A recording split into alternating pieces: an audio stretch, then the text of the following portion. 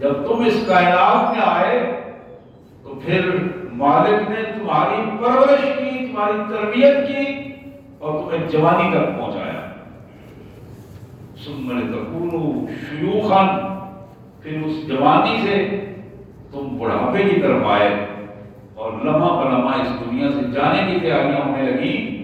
وَمِنْكُمْ مَن يُتَوَفَّى مِنْ قَبْلُ، تم میں سے کئی ایسے لوگ ہیں جو آج اس دنیا میں موجود نہیں، تم سے پہلے ہی اس دنیا سے رخصت ہو چکے ہیں۔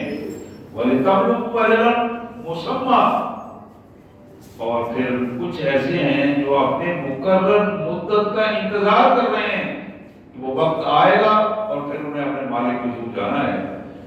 وَلَعَلَّكُمْ تَعْقِلُونَ، اللہ کے بندو تمہیں بات سمجھ کیوں نہیں آتی؟ معاملہ سمجھ کیوں نہیں آتا؟ زندگی کا تو یہ پورا کا پورا یہی راز ہے، یہی آغاز ہے اور یہی اس کی انتہا ہے۔ وَالَّذِي يُحْيِي وَيُمِيتُ، صرف وہ مالک ہے جس کے حکم سے زندگی ملتی ہے اور جس کے حکم سے موت آتی ہے۔ فَإِذَا قَضَىٰ أَمْرًا، اور جس معاملے کا بھی وہ فیصلہ فرما دیتا ہے، فَإِنَّمَا يَقُولُ لَهُ كُن، اس کے لیے اس کا ایک ہی حکم ہوتا ہے، ہو جا، فَيَكُونُ، اور وہ معاملہ ہو جاتا ہے۔ سبحان اللہ وبحمدہ، سبحان اللہ العظیم وبحمدہ، نستغفر اللہ یا کریم یا ارحم الراحمین یا ذا الجلال والاکرام۔ میرے انتہائی واجب الاحترام بھائیوں اور بہنوں،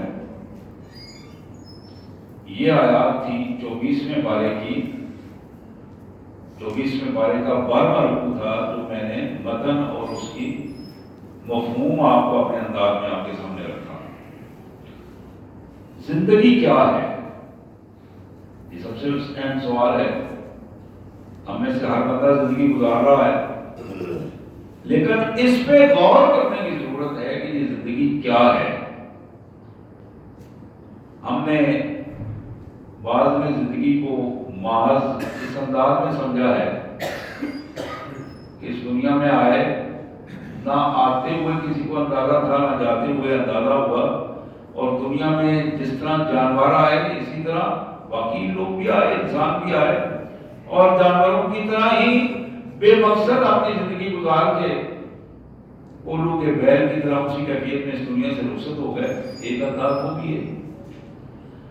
دوسرا انداز وہ بھی ہے کہ اپنی زندگی کو جو مہلت ملی تھی اسے زیادہ سے زیادہ اس کا مقصد یہ سمجھا کہ میں نے اس دنیا میں آ کر تھوڑا بڑا ہو کر شادی کر کے اپنے کاروبار کو سیدھا کر کے بالآخر اس دنیا سے نکل جانا ہے اور اپنی نسل کو یہاں چھوڑ جانا ہے، اور وہ پھر آگے ایک سلسلہ ہے جو چلتا رہے گا۔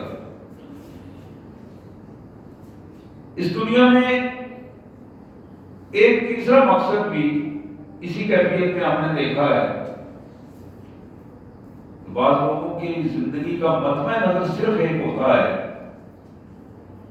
کہ مادیت پرستی میں اتنا آگے نکل جاؤ، پیسہ اتنا اکٹھا کرو کہ تمہارے لیے اسٹیٹس حاصل کرنا آسان ہو جائے، مرتبہ حاصل کرنا آسان ہو جائے، اور جتنا پیسہ زیادہ ہوگا، جتنا مرتبہ بہتر ملے گا، اتنا تم اس دنیا کو بہتر انداز میں گزار سکو گے، اور ان دونوں چیزوں کے بلبوتے پر آسائش اور آرام جسے دنیا کے حوالے سے کہتے ہیں وہ حاصل کرو اور پھر اس دنیا سے چلے جاؤ۔ ان ساری چیزوں کی مثالیں ہمارے پاس موجود ہیں، ان ساری چیزوں کی مثالیں موجود ہیں دنیا میں۔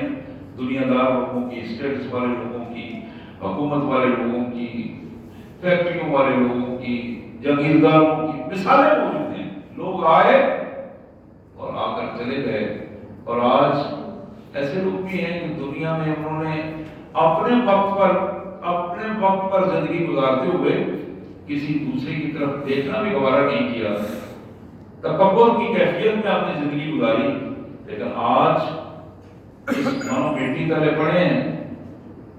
ممکن ہے کہ کوئی کھڑا ہو کر وہاں السلام علیکم ورحمۃ اللہ وبرکاتہ یا اہل القبور کہنے کے لیے بھی تیار نہ ہو.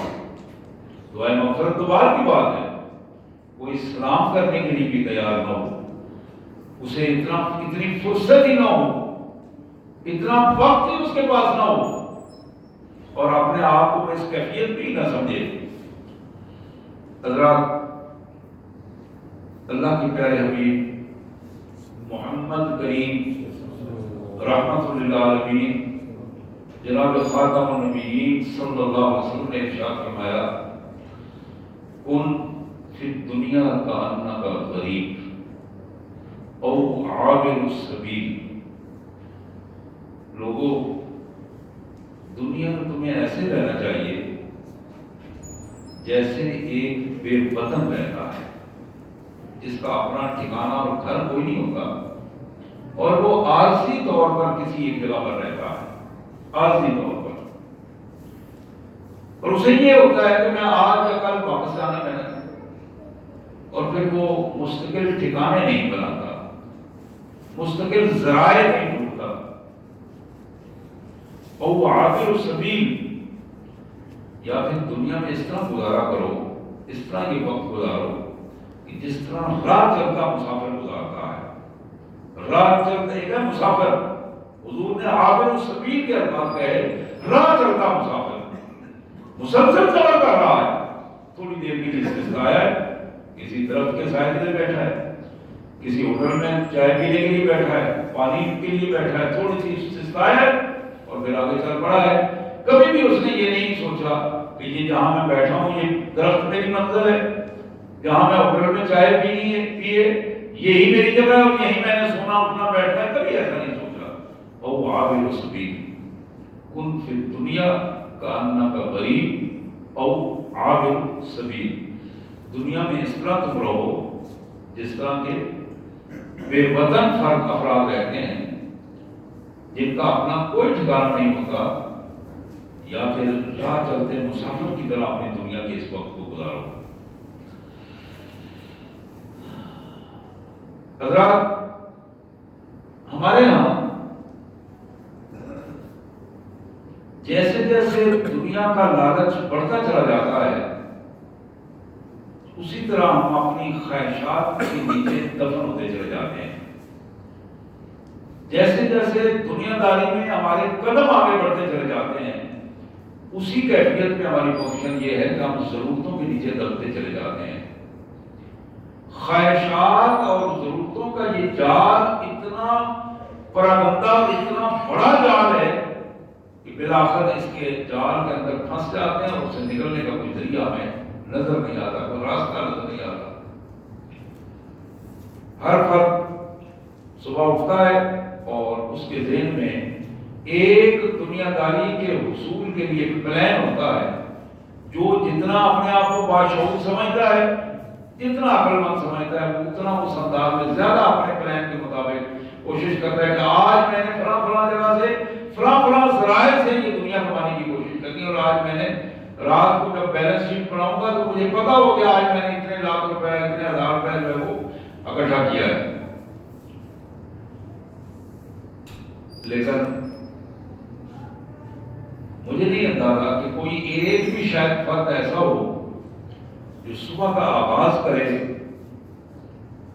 دن کی روشنی میں آئے اور پھر اسے یہ اندازہ ہو اور اس کا اظہار کرے اپنے آپ سے، آج کا دن جو چڑھا ہے ممکن ہے یہ دن میرے لیے رات نہ بن سکے.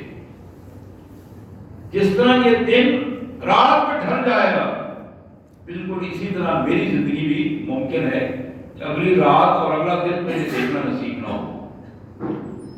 یہ سوچ اس کے اندر کبھی پیدا نہیں ہوتی. ایک لمبی امید ہے، اس امید کے سہارے کو جی رہا ہے اور پھر اس امید کے سہارے کو آگے اپنے پلان اور اپنے منصوبے جو ہے بناتا چلا جاتا ہے.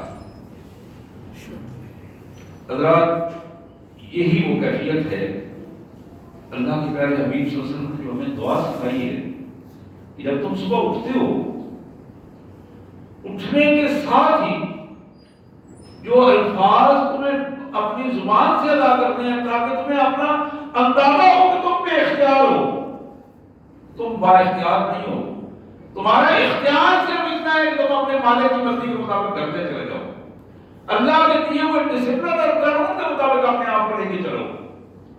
اللہم بکا اصبحنا وبکا امسینا وبکا نحیا وبکا نموت والیک النشور.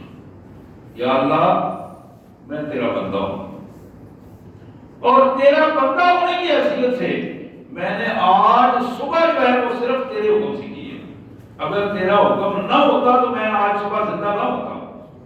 اللہم بکا اصبحنا وبکا امسینا. شام پڑے گی تو تیرے حکم سے پڑے گی، ورنہ مجھ میں تو اتنی ہمت بھی نہیں کہ میں تو اگلا لمحہ بھی گزار سکوں. یہ تو تیری مہربانی ہے کہ تو نے آج صبح مجھے دکھائی ہے آنکھوں سے، اور میں توقع کر رہا ہوں کہ تو شام بھی تو ہی مجھے دکھائے گا. تیرے حکم کے ساتھ ہی میں شام تک پہنچوں گا. بکا نحیا و بکا نموت. مجھے زندگی بھی آپ نے عطا کی ہے اور میری موت کا مالک بھی آپ ہی ہیں. جب جس طرح میری زندگی کا حکم آپ نے دیا تھا بالکل اسی طرح میری موت کا حکم بھی آپ نے صادر فرمانا ہے. اور جب آپ حکم صادر فرمائیں گے وَإِلَيْكَ النُّشُورُ. مالک آپ نے تو تیرے حضور حاضر ہونے والے ہیں. موت کے وقت آپ کا حکم ہوگا تو ہم پھر بھی حاضر، اور کل قیامت کے دن جب آپ کا حکم ہوگا تو پھر بھی ہم سب اکٹھے ہو کر آپ کے حضور جائیں گے. اور پھر اسی کیفیت کو رسول اللہ صلی اللہ علیہ وسلم نے اس سے آگے دو جملے بھی ارشاد فرمائے ہیں. اللہم انا نسألک من خیر ھذا اليوم. دل کی روشنی ہوتی ہے، یا اللہ یا کریم یا ارحم الراحمین، آج کے دن کی خیر کتنی ہے. آج کے دن میں اس کا تجھ سے سوال کرتا ہوں. میرے مالک میں محتاج ہوں. آج کے دن کی ساری خیر میں سمیٹنے کے لیے تیرے حضور درخواست کر رہا ہوں کہ اپنی خاص مہربانی سے آج کے دن کی خیر مجھے عطا فرما دے.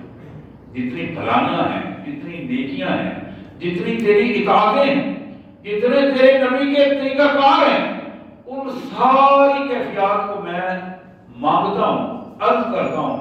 اور اس صبح کی پہلی گھڑی میں جہاں میں اپنی زندگی کا احساس آپ کے سامنے پیش کر رہا ہوں، وہیں میں اس کی درخواست کرتا ہوں کہ میرے مالک آج کے دن کی ساری خیر مجھے عطا فرما دے. اور پھر جو تیسرا جملہ رسول اللہ صلی اللہ علیہ وسلم نے ارشاد فرمایا، اللہم انی اعوذ بک من شر ھذا اليوم. یا اللہ آج کے دن کا جتنا شر ہے جو میرے لیے نقصان دہ ہو سکتا ہے، میری ذات کے لیے، میرے بچوں کے لیے، میرے کاروبار کے لیے، میری زندگی جو میں جس ماحول میں رہ رہا ہوں وہاں جتنا بھی شر ہے، آج کے دن میں جو شر کرنے والا ہے، میں اس سے تیرے حضور درخواست کرتا ہوں کہ میری حفاظت فرما. میں تیری پناہ مانگتا ہوں، میں تیری حفاظت میں آنا چاہتا ہوں.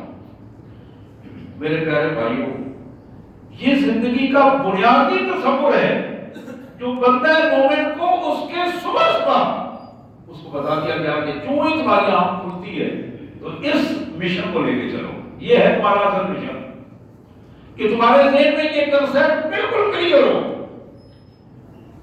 کہ میری صبح، میرا شام، میرا جینا، میرا مرنا اور میرا بالآخر موت کے بعد اللہ کے حضور حاضر ہونا، یہ ساری چیزیں طے ہیں اور میرے مالک کے حکم سے ہیں. یہ کنسپٹ کلیئر ہونا چاہیے ہر روز صبح اور ہر شام کو. رسول اللہ صلی اللہ علیہ وسلم نے اسی طرح کی الگ سے دعائیں بتائی ہیں، اور یہ ہر صبح کے ساتھ ہی اس انداز میں اپنے اللہ کے حضور ہاتھ اٹھا کے بغیر ہاتھ اٹھائے جس طرح بھی ہے الفاظ کا ادا کرنا کہ مالک میں تیرے حضور تیری خیر طلب کرتا ہوں، میں خیر چاہتا ہوں، تیرے حضور بھلائی چاہتا ہوں، تیری رضا چاہتا ہوں. اور جو چیز تیرے حکم کی خلاف ورزی کر رہی ہے، بھلائی نہیں ہے، جو چیز شر ہے، میں ہر اس چیز سے تیری پناہ میں آتا ہوں، تیری حفاظت میں آتا ہوں، اس لیے کہ میں تیرا بندہ ہوں.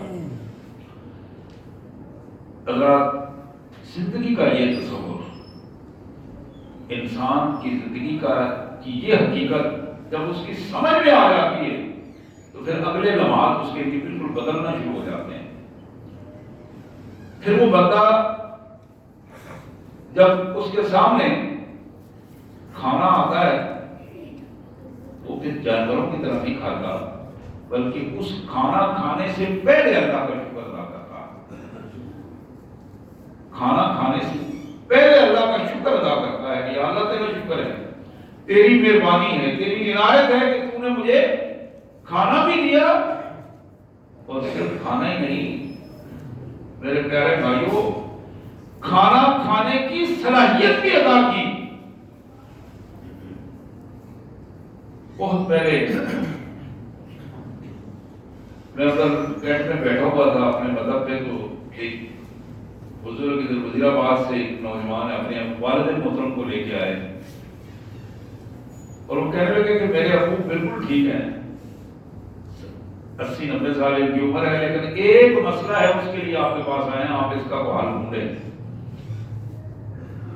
میرے ابو کے منہ میں لعاب نہیں بنتا جو کھانے کو ہضم کر کے آگے لے جائے۔ اب ذرا غور کیجیے، جسم پورا ٹھیک ہے، معاملات ٹھیک ہیں، کھانا چبایا جا رہا ہے، دانت کام کر رہے ہیں، لیکن اندر لعاب نہیں بنتا۔ وہ لعاب کس نے بنانا ہے؟ اس لعاب کو کون حکم دیتا ہے کہ تم اندر بنو، اس کے منہ میں تمہیں بننا ہے؟ میرے بھائی یہ بات اگر ہماری سمجھ میں آ جائے، پورا کا پورا بندہ ٹھیک ہے، خوبصورت نوجوان ہے، بولتا بھی ہے، دیکھتا بھی ہے، چھوٹا سا ایک پرزہ جو دماغ کا ہے اس میں آگے فرق پڑ گیا ہے، اور لوگ اسے پاگل پاگل کہہ کر کوئی اینٹ مار رہا ہے، روڑے مار رہا ہے، فضول باتیں کر رہا ہے۔ اپنے گھر والے بھی اسے انسان نہیں سمجھ رہے، پاگل سمجھ رہے ہیں۔ اب ذرا اس پہ ان معاملات پہ غور کیا کیجیے، کبھی کبھی بالکل فارغ ہو کر اپنے ذہن کو ایزی کر کے آسانی میں یہ سوچنے کی زحمت فرمائیں تھوڑا کہ اگر میرا مالک مجھے پورے صلاحیتیں عطا نہ کرتا تو میں اپنے مالک کو کیا بگاڑ سکتا تھا؟ جس مالک نے یہ 2 آنکھیں دی ہیں وہ ایک دے دیتا۔ میرا کون سا استحقاق تھا کہ میں اپنے اللہ کو کہوں کہ یا اللہ نعوذ باللہ کیوں نہیں آپ نے مجھے دی؟ میرا تو کوئی حق نہیں ہے، کوئی استحقاق نہیں ہے۔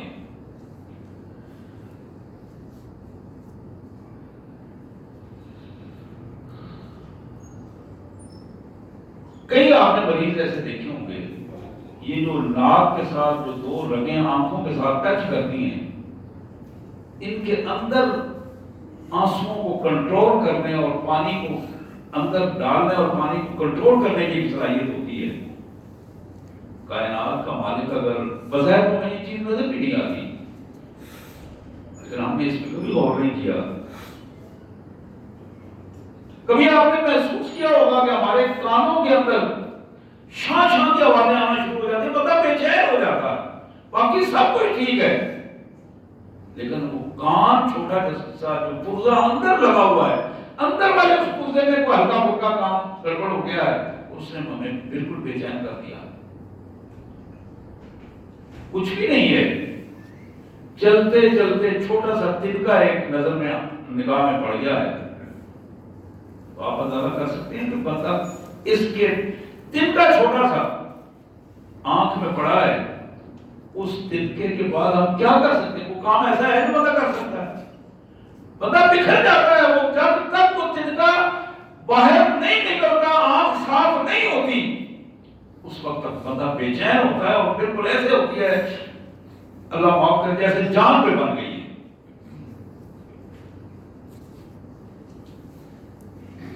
کتنے ایسے لوگ ہیں میرے اور آپ جیسے لوگ، بلکہ ہم سے بھی کئی بہت بہتر، جو اسپتالوں میں بے بس پڑے ہوئے ہیں۔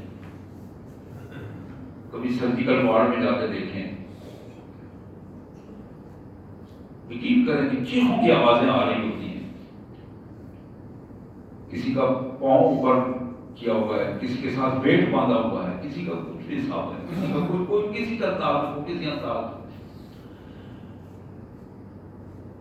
یہ وہ باتیں ہیں جو بالکل ہمارے سامنے ہمارے معاشرے کی باتیں ہیں. اللہ نے ہمیں بار بار توجہ دلائی. آج کی آیات ہمیں یہ بتا رہی ہیں کہ ہم نے پوری زندگی کا تمہارا راز تمہیں بتایا ہے کہ کس طرح ہم اس کائنات میں لائے. تم تو بے جان تھے، مٹی اور پھر ایک عجیب قسم کے گوشت کا لوتھڑا، اور جس کو کوئی دیکھنا شاید پسند نہ کرے. اور پھر یہی بچہ جو اس دنیا میں آیا اور پھر آ کر جب جوان ہوا تو پھر اس کی تھوکیں اس کے کندھے سے ادھر ادھر گرنا مشکل ہو جاتی ہیں. پھر وہ اپنے آپ کو بالکل ہوا میں محسوس کرتا. کس کیفیت میں؟ چند ٹکے اس کے پاس آ گئے ہیں، یا ہم نے اسے معاشرے میں کچھ عزت دے دی ہے؟ ہمارے دیے ہوئے وسائل سے اس کو کوئی زمین کے 4 ٹکڑے مل گئے ہیں، یا فیکٹریوں کا کوئی انداز ہم نے اسے دے دیا ہے، یا وسائل کا کوئی وسعت دے دی ہے. ورنہ معاملات تو ایسے بھی ہوتے ہیں کہ قارون جب اپنے گھر سے نکل رہا تھا، قرآن مجید ہمیں بتاتا ہے، اس کی شان و شوکت دیکھ کر کئی لوگ یہ کہہ رہے تھے کاش کہ ہم بھی یہ گاڑی ہمیں مل جائے، کاش کہ ہمارے پاس بھی کئی ایکڑوں اور مربعوں کے حساب سے زمینیں ہوں، کاش کہ اتنی بڑی کوٹھیاں ہمیں مل جائیں، اتنے نوکر چاکر. اس قارون کو دیکھ کر بہت سارے لوگ، قرآن میں فرماتا ہے بہت سارے لوگ اس کی مثالیں دے کر یہ کہہ رہے تھے کہ کاش ہم بھی.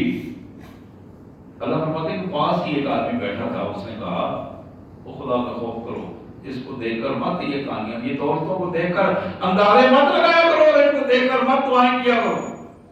دعائیں مانگنے کا انداز اور ہوتا ہے. کسی دنیا دار کو دیکھ کر یہ مت خواہشیں اللہ کے سامنے پیش کرو کہ اس طرح مجھے بنا دے. یہ کیفیت بڑی ظالمانہ اور بڑی خطرناک ہے. اللہ فرماتے ہیں کہ پھر 40 لمحے بعد انہیں لوگوں نے جب دیکھا کہ وہ جب قارون دھنسا زمین میں، اس کی وہ پوری کی پوری مال و دولت، اس کی زمین اور اس کی وہ ساری جاگیریں اور اس کے وہ ساری صنعتیں ہم نے اس کے اوپر لا کر رکھی، اور پھر اس کو حکم دے دیا کہ زمین میں دھنستے چلے جاؤ. اب وہ لوگ اللہ کو حضور کان پکڑ پکڑ کر توبہ کر رہے تھے، یا اللہ ہمیں معاف کر دے، ہم اس کی طرح نہیں بننا چاہتے، ہم اس کی طرح نہیں لینا چاہتے، ہمیں معاف فرما دے، ہمیں معاف کر دے. آج دنیا میں بھی ہماری خواہشات کی پوزیشن اتنی بڑھ گئی ہے، فلاں کی طرح فلاں کی طرح فلاں کی طرح ہو جائیں، فلاں انداز میں ہو جائیں.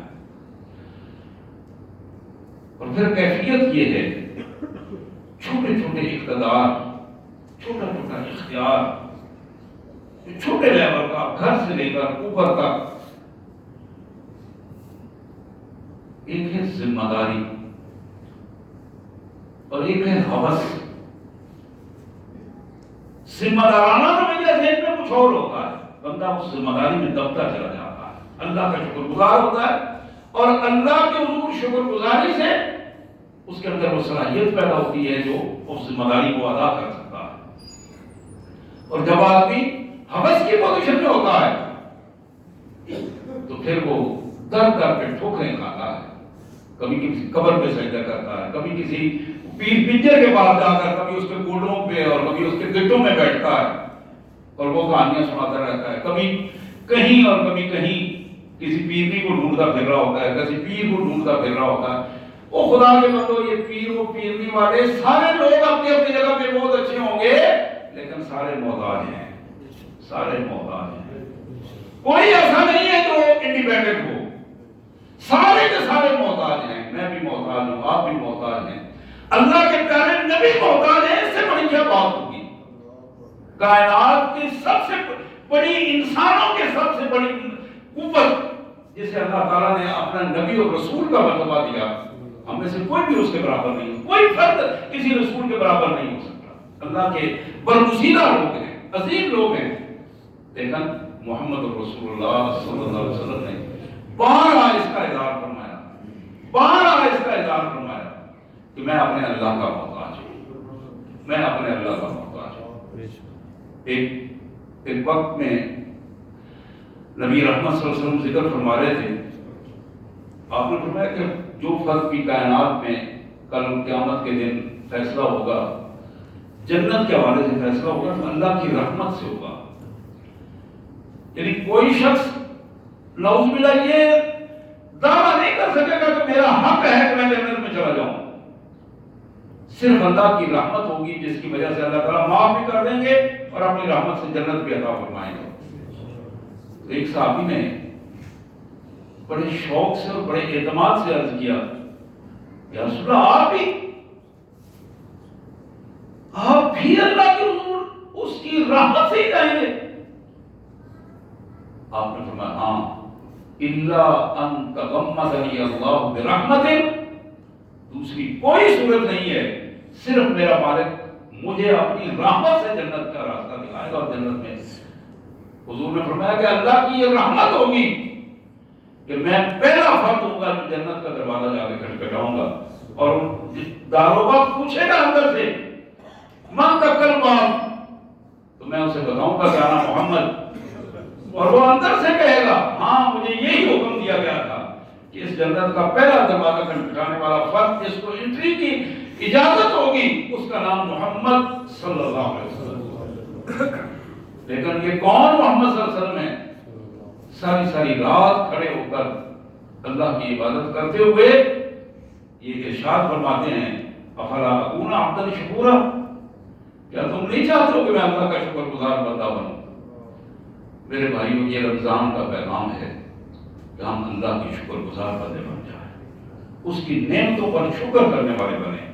اور وہ نعمتیں ہمارے اس اپنے جسم پر سب سے بڑا اس کا احسان ہے، سب سے بڑا احسان ہے. دنیا جہان کے مال و دولت اکٹھے کر لیں، لیکن چارپائی پہ بندہ پڑا ہو تو اس مال و دولت کا کیا فائدہ ہے؟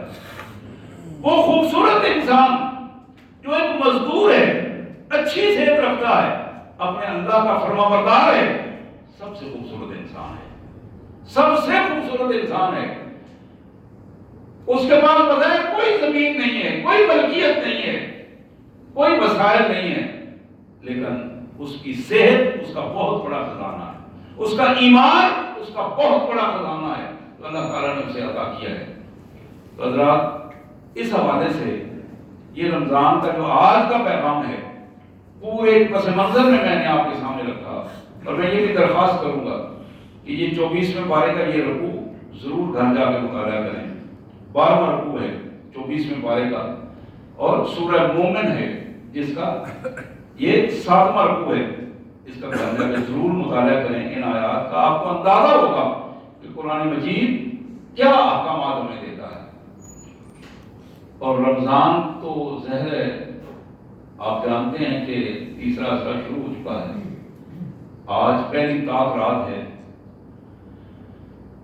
اگلے چند دن میں یہ معاملہ بھی پورا ہو جائے گا. ہم کتنے لمحے اس میں ہمیں ملتے ہیں ہم میں سے کوئی نہیں جانتا، یہ صرف اللہ وحدہ شریف جانتا ہے. جو میسر ہیں لمحات دن کے رات کے، کوشش کریں کہ سب سے پہلے اپنی اصلاح کریں، اپنی زبان کی اصلاح کریں، اپنی نگاہ کی اصلاح کریں، اپنے کانوں کی اصلاح کریں، اپنے مال کو پاک کریں. جہاں جہاں حرام موجود ہے ہمیں اس کا علم ہے، ہمارا ضمیر بتاتا ہے. آنکھیں بند کریں، ساری چیزیں سامنے آ جائیں گی. جہاں جہاں سے کوئی ادھر ادھر کی چیز آئی ہے اس کو وہاں پہنچائیں اور اپنے اللہ کی حضور تیاری کر رہے ہیں، مالک حضور جانے کی تیاری کریں اس تصور کے ساتھ کہ یا اللہ جو میرے پاس میں تھا وہ میں نے کر دیا ہے، جو میرے پاس میں تھا. پچھلے دنوں ہمارے ایک ساتھی جہاں شہر آباد میں فوت ہوئے حاجی فیض محمد صاحب ہرائی فیملی سے تھے، غالباً وہ 90 کے قریب تھے. شاید میں نے پہلے بھی یہ بات کہیں بتائی ہو. ایک موقع پر یہ کوٹا سیش کے رہنے والے تھے، پیچھے سے ان کے نواسے نے مجھے بتایا کہ حاجی صاحب آپ کا بڑا احترام کرتے ہیں، آپ ذرا حاجی صاحب کو بتائیں کہ انہوں نے کوئی 2 کنال زمین جو ہے وہ اپنی زمین کے ساتھ دوسروں کی قابو کی ہوئی ہے. تو حاجی صاحب کو بتائیں کہ وہ زمین چھوڑ دیں. مجھے بڑی حیرانگی ہوئی. میں نے بات کیا حاجی صاحب سے, بڑے دیندار بزرگ تھے, بڑا احترام کرتے تھے, اللہ تعالیٰ ان کی مغفرت فرمائے گا. میں نے جب ساری کہانی سنائی تو انہوں نے کہا ہاں بالکل میرے پاس ہے 2 کنال زمین ہے, لیکن آپ اس کا فتویٰ یہ دیں میری 8 کنال زمین دوسروں نے دبائی ہوئی ہے, میرے ساتھ ہی 8 کنال ہے جو انہوں نے دبائی ہوئی ہے, اور یہ 2 کنال میرے پاس ہے, اور مجھے سمجھ نہیں آ رہی کہ بڑی کوشش کی حل کرنے کی, معاملہ حل نہیں ہو رہا. میں نے کہا ایسا اصل بات یہ ہے وہ 8 کنال تو ان سے پوچھا جائے گا جنہوں نے آپ کی دباغ ظلم کیا ہوا ہے, یہ لوگ تو نہیں لگا نہیں, یہ نہیں ہے. تو میں نے کہا پھر مہربانی کریں اپنی جان چھڑائیں تاکہ آپ سوال سے بچ سکیں. جب یہ 2 کنال چھوڑیں گے اللہ تعالیٰ وہ آپ کے لیے آسانی پیدا کر دے گا. انہوں نے اسی وقت کہا جی میں نے آج کے بعد ختم کر دیا. ان کو بلایا, مالکوں کو بلا کر ان کو بتایا یہ آپ کی زمین اپنی پوری کر رہے ہیں, میرا اس سے کوئی تعلق نہیں ہے. اگر میں یہ بات سنا کے آپ کو ایک گواہی کے طور پر جو بات پیش کر رہا ہوں, بعض اوقات زمین کا 1 انچ کا 10 انچ کا ایک پنا ہوتا ہے جو جا رہا ہوتا ہے, اس کو لا کر کے ادھر ادھر سے اپنے اندر شامل کیا ہوتا ہے. حضور صلی اللہ علیہ وسلم نے فرمایا کہ جس شخص نے 1 بالشت زمین کسی کی ہتھیائی, 1 انچ زمین کسی کی ہتھیائی, کل قیامت کے دن 7 زمینوں کا توق بنا کے اللہ تعالیٰ اس کے گلے میں ڈال دیں گے. یہی وہ زمین تھی جس کے لیے تم نے آرام زندگی کی, آج اٹھاؤ اس کے ساتھ چلو چلو. اسی طرح یہ تو ایک ضمن بات تھی, چھوٹی چھوٹی باتیں جو ہم جانتے ہیں, ہم نے زیادتیاں کی ہیں اپنے اوپر, کئیوں کے ساتھ, رشتہ داروں کے ساتھ, دوسروں کے ساتھ, نہیں معلوم تو موقع ملے گا کہ نہیں ملے گا. تو میرے بھائی پلان کریں, اکیلے بیٹھیں, اکیلے بیٹھ کر ان ساری چیزوں کو طے کریں, بجائے اس کے کہ کل رونا ہو. آج زندگی میں رو کر اپنے آپ کو کامیابیوں سے پھر سیڑھیوں پہ لے جائیں. اللہ نے اس کی توفیق عطا فرمائے. واہ دعوانا الحمدللہ رب العالمین.